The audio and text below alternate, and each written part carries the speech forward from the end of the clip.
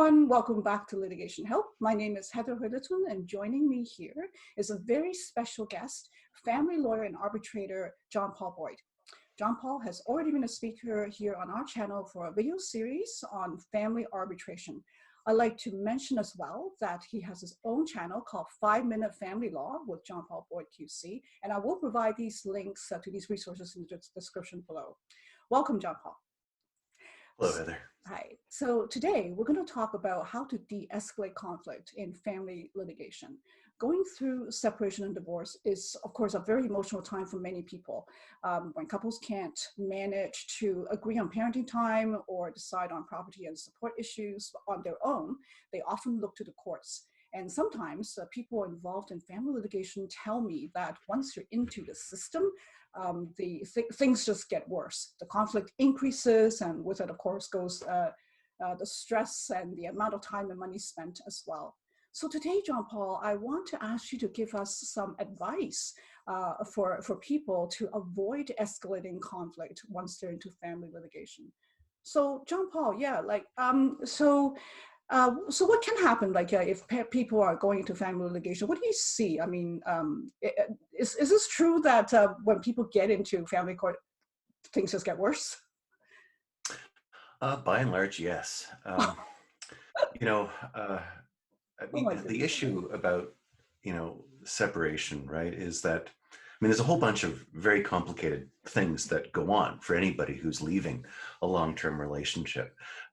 First, it's important to understand that when a long-term relationship comes to an end, you go through a grieving process that's just like the grieving process that you go through when someone passes away, or when you suffer any other kind of significant life loss, like a loss of a job or a loss of a limb or something like that.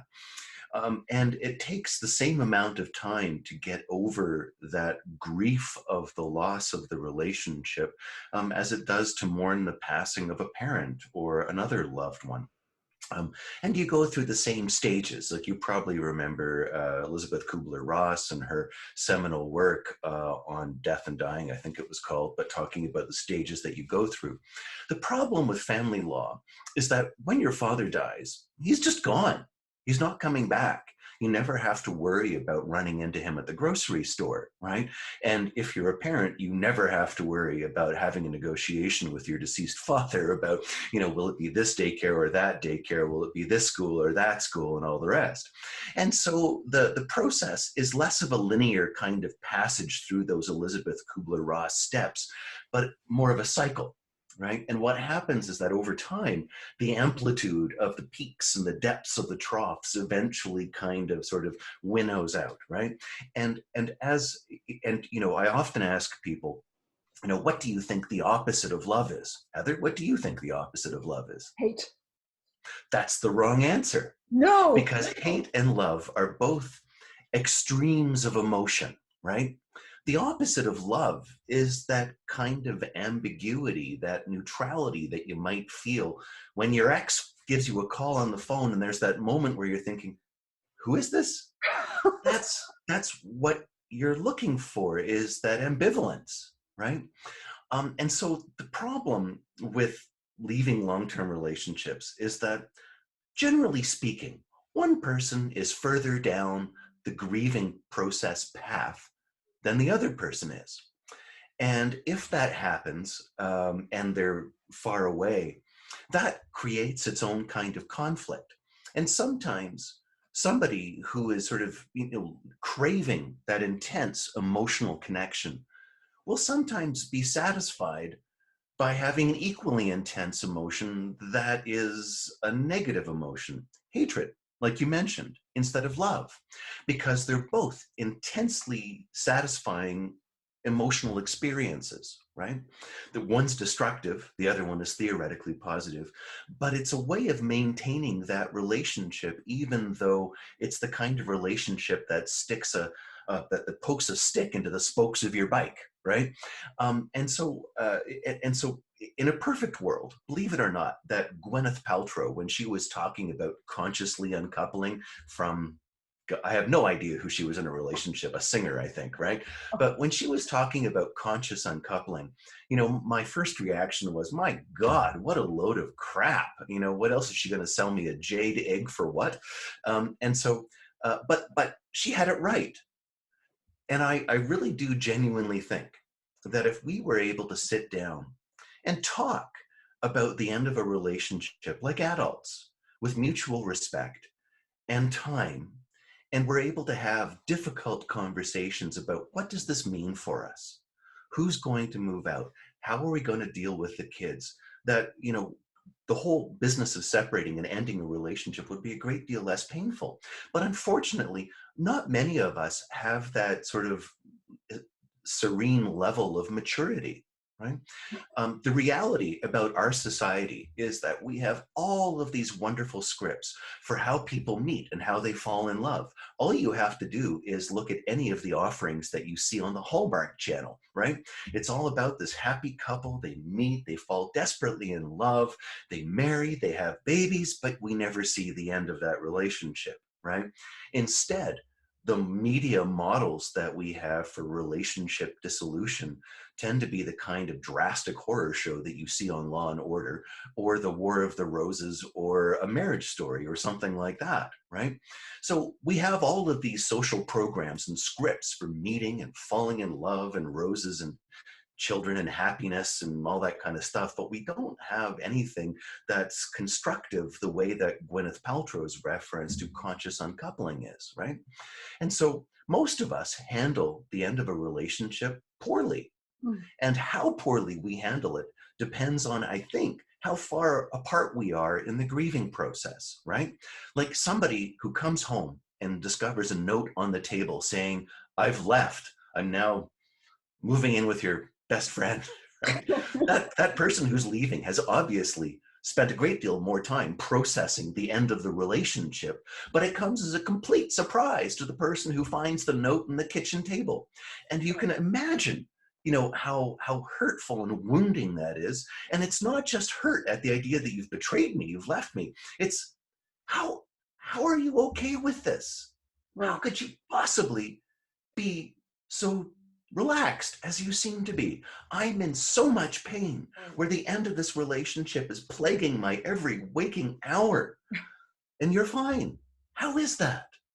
So then we take those nice people and we send them into the court system. Right. Why the court system? Because that's what we see on TV. That's what we learn about in grade 10 civics class, right? If you stop 9 out of 10 people on the street outside your door right now and you gave them a scenario like your roommate stole your microwave and won't give it back, or you got fired and it was totally unfair, and you said, what are you going to do about it?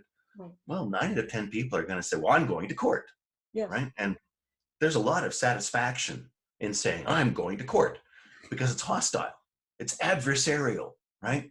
And sure enough, the idea of court that we have in our minds is this sort of idealized version of, the battle between good and evil, right? Yeah. I'm going to be able to talk to the judge. I'm going to be able to say my piece. The judge will recognize what a horrible person you are and will do something about it. Well, that's actually not how it works at all, right?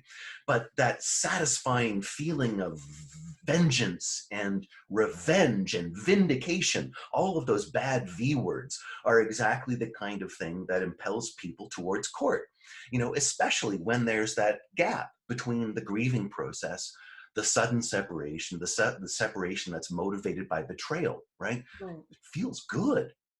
The other thing that's actually problematic about conflict at the time of separation is the curious role that friends and family play. Now, this seems completely counterintuitive, but the reality is this. When you're talking to your girlfriends, having just left your husband, who you think is a complete troll, and you say, I don't know what I ever saw in him. Can you believe this? 15 years of my life. What's your girlfriend's job? Her job is not to say, well, actually, I thought that Bob was a pretty good guy and, he was an excellent parent. Right. That's a quick way to end a friendship. Instead, your friend's job is to say, oh yeah, I know, I always thought there was something off about Bob, right? But Yep. the problem with the feedback that you get from friends and family is that you're not heading down that road to conscious uncoupling. Instead, you're getting a lot of the kind of feedback that is only entrenching your negative feelings about your ex. And the thing is, if you and your ex don't have any kids, I don't care. Be as mad at each other as you want, because just like in high school, you can get on your horse and ride off into the sunset and you'll never have to see that person ever again. Right. But if you have kids, you Right. don't have the ability to do that. And so as a result, the challenge that most parents face is renegotiating their relationship from an intimate partnership of loving, caring, and mutual support to a more business-like relationship where the two people are involved as colleagues in the business of raising their children. And when you put that into the backdrop of the emotional turmoil and the detritus of the breakdown of the relationship, that's often an extremely high ask. And a lot of people just don't really rise to the occasion. And the problem we have is that our court system isn't built to do anything but foment conflict. The court system is adversarial by nature, right? In fact, the court system we have now actually has its roots in the Middle Ages. And you've heard of expressions like trial by fire or trial by combat. That was actually how we, in our infinite wisdom, used to decide what the truth of the situation was. Does the witch float or does she drown? If she drowns, it means she's not a witch, but she's also dead. But it's God's way of telling us who is right and who is wrong. Right.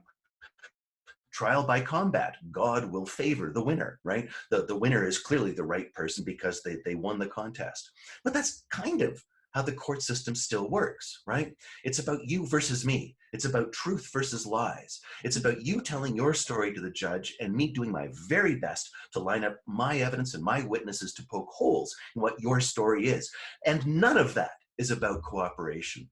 All of it is about entrenching ill will, entrenching enmity, and further deepening positions that are, not cooperative, but adversarial, right?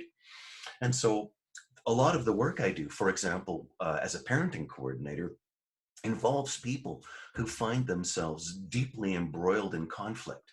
And the one thing I have to remember and kick myself to recall from time to time is that despite the horrific nature of the conflict that I sometimes see, and I can't even convey to you how horrific the conflict sometimes is. Oh my The goodness. reality is that these two people found each other.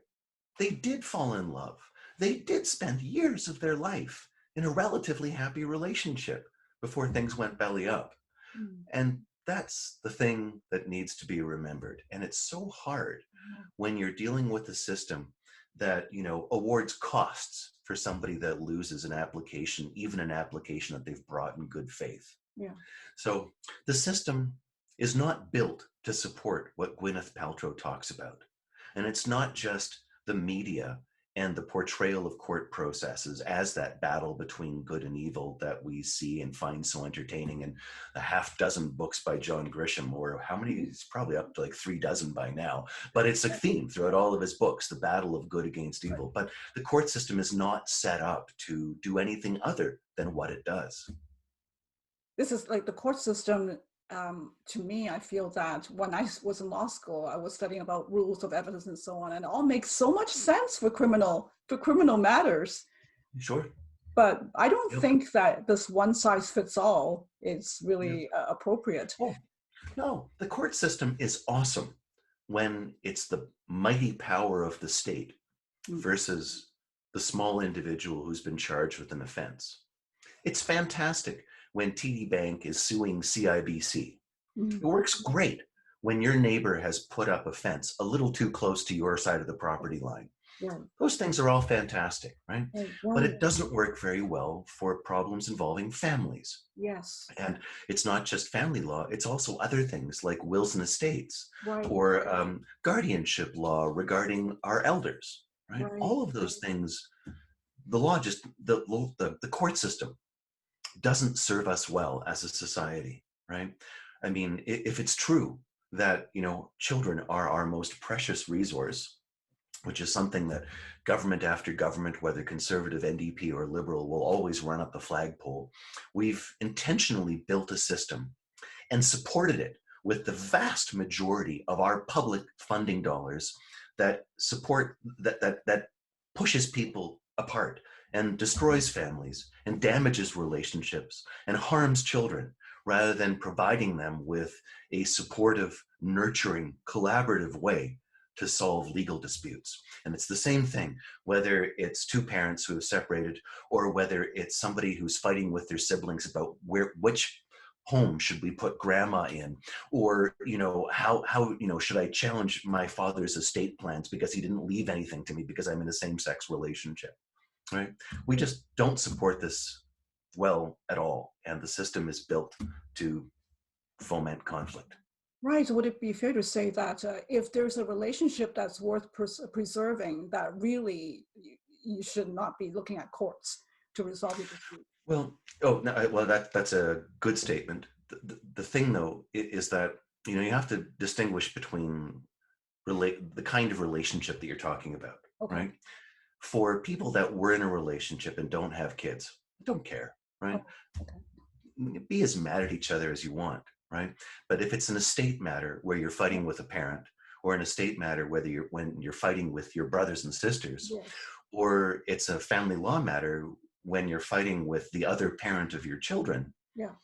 we do need processes that encourage conciliation and a collaborative approach to problem solving, rather than this, black and white, good versus evil kind of approach that is what most lawyers live and breathe in court processes. So almost, I think that what my friends tell me is kind of true, that they say once you get lawyers involved, that's it. You're just looking at carnage. Well, let me offer a comment on that. Okay. I think that is a grossly unfair stereotype. The reality about lawyering and lawyers is that the vast majority of the people that specialize in family law are aware of the catastrophic consequences parental conflict can have on children's short and long-term well-being. We are not usually in it for the win, because I don't think that in family law there is such a thing as a win. I mean, you might win because you got more property. You might win because an income determination went your way. Right. But other than that, how we deal with parenting after separation, it's not about winning and losing. It's about what's best for the kids. Right. And I genuinely believe that the majority of family law lawyers take that kind of collaborative approach. They do not have a kind of scorched earth policy where complete and utter destruction is what they're aiming towards. Now, having said that, okay. Some of the people that I run into as a family law lawyer who are in the highest degrees of conflict are people that the DSM-5, the Diagnostic and Statistical Manual, describes as having the cluster B personality disorders. Those include a histrionic personality disorder, antisocial, borderline personality disorder, and there's one other, that narcissistic personality disorder, right? And the curious thing, as a footnote, is that the general prevalence of these 4 personality disorders among the general population somehow curiously matches up to the proportion of litigants who are in elevated levels of conflict with each other. Right. And as a parenting coordinator, they're the people that I tend to see the most often, right? But so the important thing about these personalities is that they're kind of hardwired for conflict, right? Because the things that are negative in their lives aren't their fault. It's always somebody else's fault, right? And they just lack an objective perspective of what's going on for them. So the reason why I mention these folks, and I'll tell you another story before I get to the point, but ages ago, there was an old Fido ad, and Fido is an old cell phone company, right?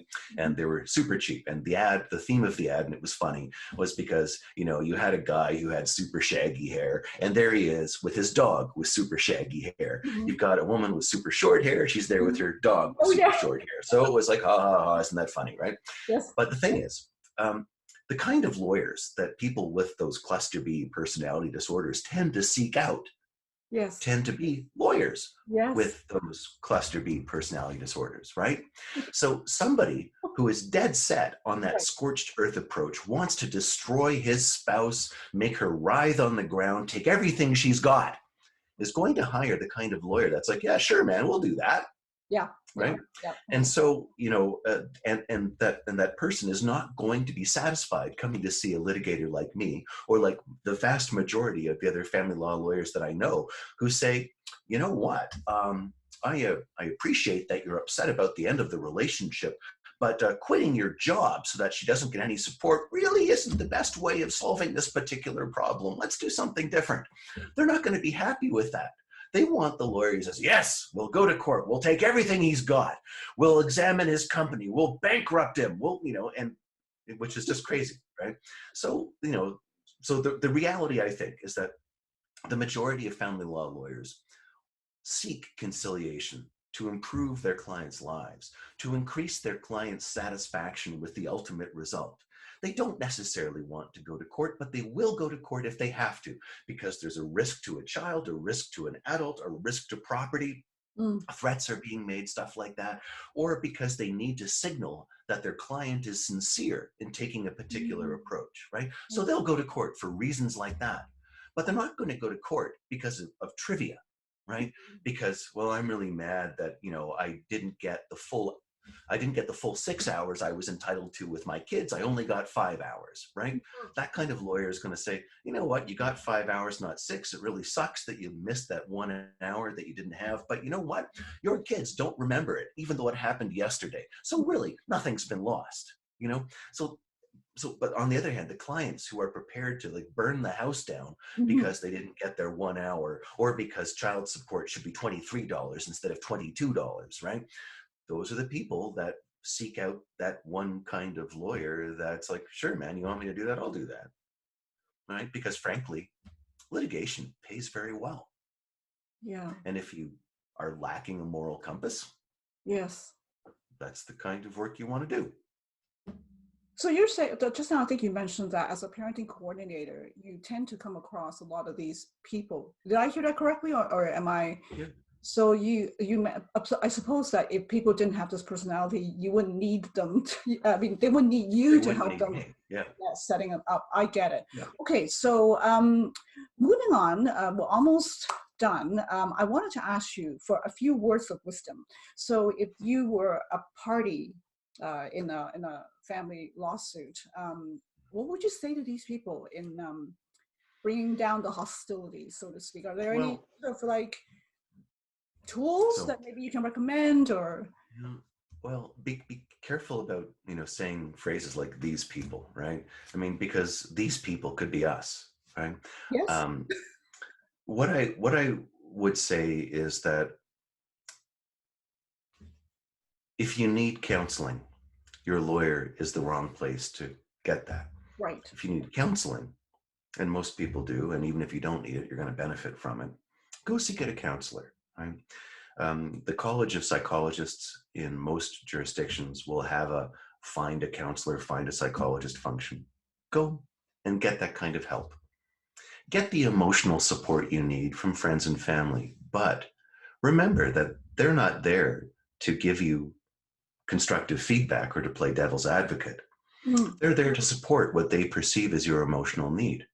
And there's something very gratifying about responding to that kind of sadness and misery with a I don't know what you ever saw in him either kind of approach. That's not very helpful. Yes. Be kind and courteous to each other. As they say, don't sweat the small stuff, right? Forgive when forgiveness is necessary. Don't get hung up on trivia. Be generous and give, knowing that you're not necessarily going to get it back, because it's not about that, right? You don't say to somebody, sure, you can have an extra 2 days this week because you're going to get 2 extra days some other week. You do it because it's the right thing to do. Right. You do it because it's best for your kids. Try to work in a constructive way towards compromise rather than blindly pursuing conflict and hostility. Accept that a good solution is not always a 100% win.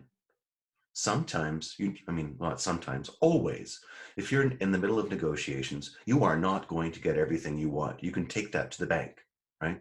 But recognize when what you've got is good enough. May not be perfect, may not be everything, but sometimes it's good enough.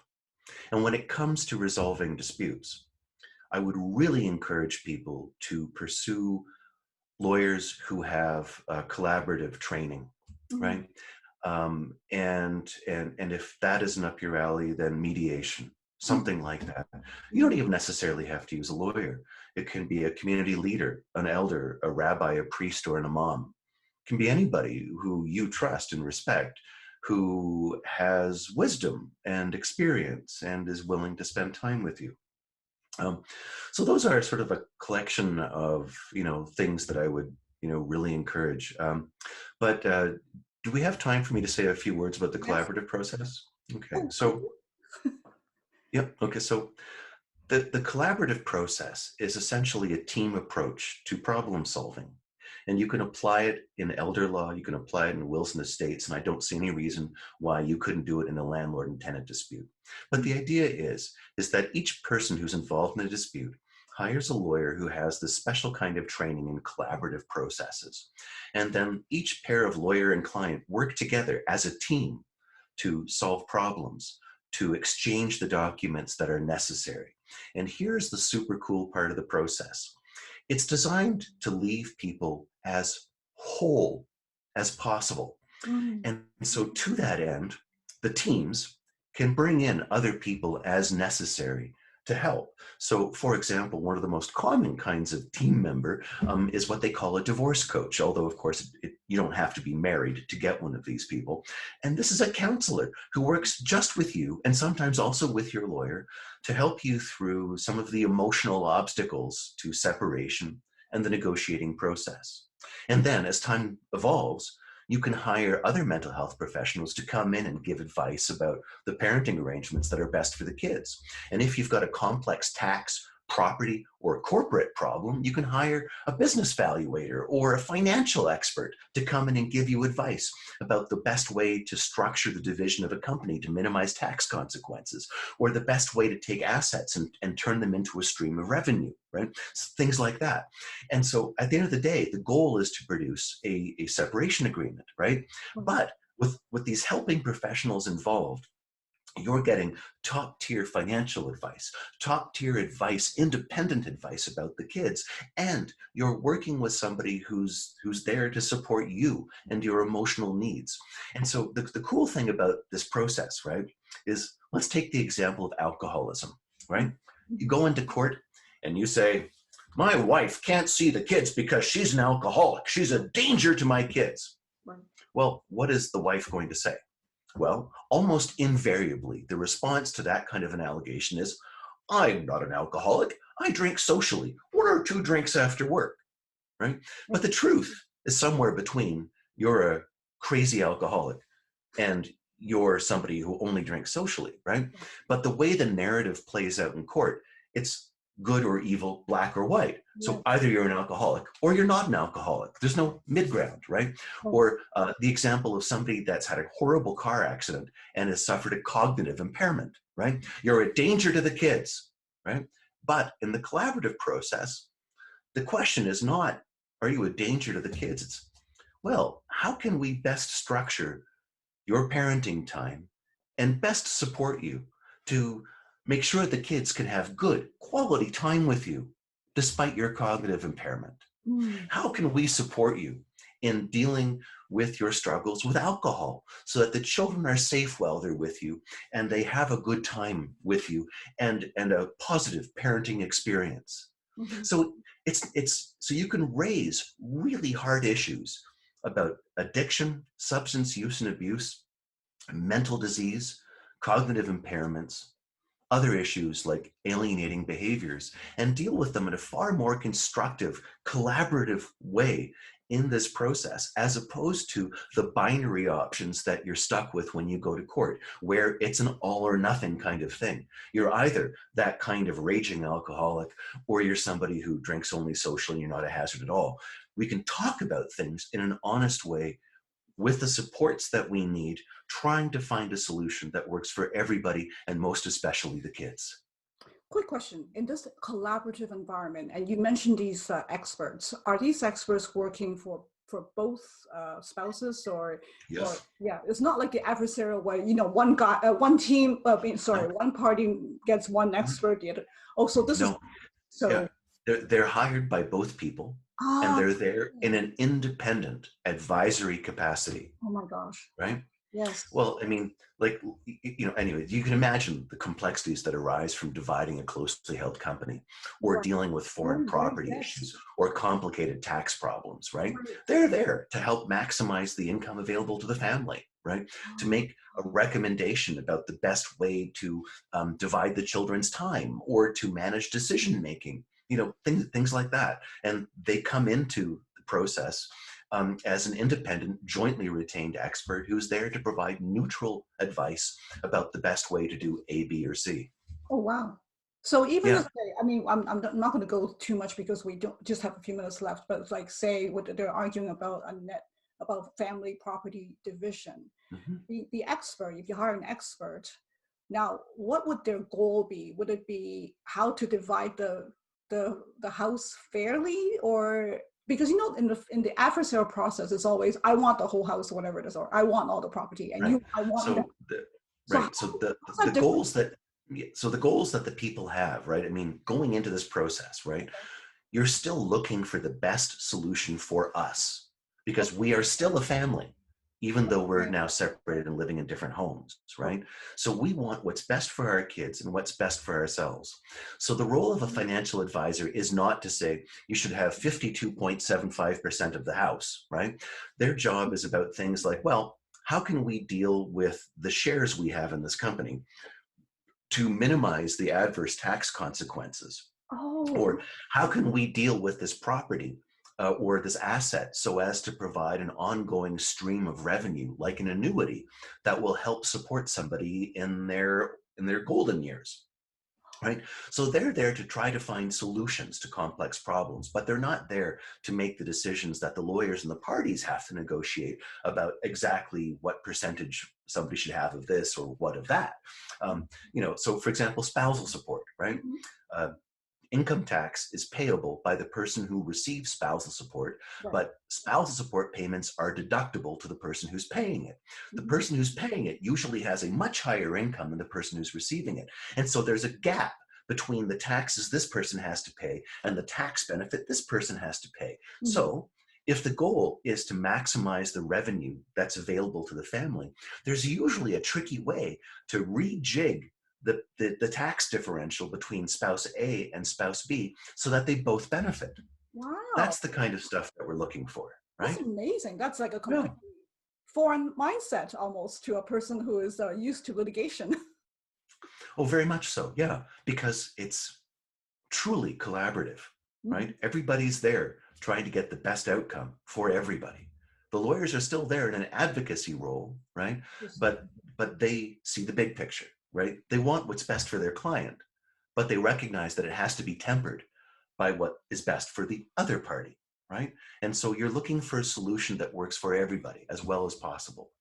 Okay, that's amazing. I'm glad that we include that. And finally, the last question: do you have Sure. any advice to give to lawyers to help them help their clients resolve their disputes in a more amicable and cooperative way? Become collaborative lawyers. I know they're going to say. Yeah, well, I mean, when I started to practice law, which is becoming an increasingly long time ago, every file that walked in through the door was going to court.